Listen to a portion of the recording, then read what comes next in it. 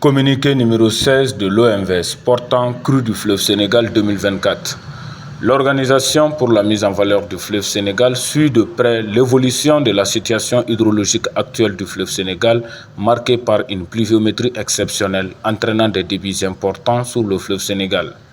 Faisant suite au communiqué numéro 15 du 20 octobre 2024, il est attendu pour la journée du 22 octobre 2024, en plus des débits provenant des affluents non contrôlés, les prévisions de débit de 684 m3s sur le Bakoy, station de Walia, 476 m3s sur la Falémé, station de Gourbassi, et environ 800 m3s sur le Bafing.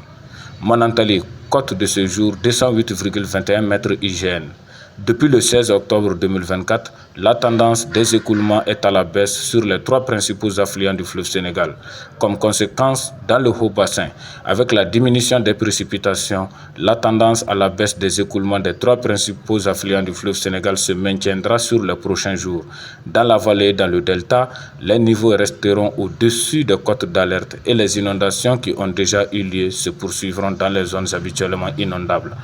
En ce jour, lundi 21 octobre à 8h pile à Caille, la cote est à 7,80 mètres, la tendance est à la baisse. À Kidira, la cote est à 6,13 mètres, la tendance est à la baisse. À Bakel, la cote est à 10,39 mètres, la tendance est à la baisse. À Matam, la cote est à 8,91 mètres, la tendance est à la hausse. À Kaedi, la cote est à 12,8 mètres IGN, la tendance est à la hausse.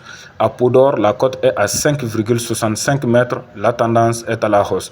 À Bogué, la cote est à 7,91 mètres IGN, la tendance est à la hausse.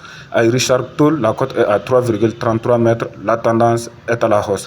À Saint-Louis, la cote est à 1,51 mètres, la tendance est à la hausse.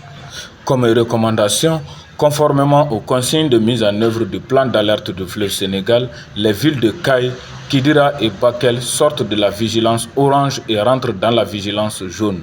Les zones de Matam et Toufoundé Sivé restent dans la vigilance orange et une tendance à vigilance rouge dans les zones de l'Exiba D, Podor, Kaïdi, Tekan, Dagana, Boké, Rosso Mauritanie, Sénégal et Jder El Moughen.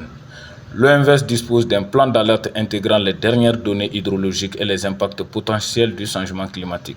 Ce plan, couvrant l'ensemble du bassin du fleuve Sénégal, comprend notamment des cartes des zones inondables pour différentes occurrences de crues, des seuils d'alerte spécifiques à chaque zone permettant de déclencher les actions préventives adéquates, un schéma de diffusion de l'alerte impliquant les autorités nationales et locales, les comités de lutte contre les inondations et les médias.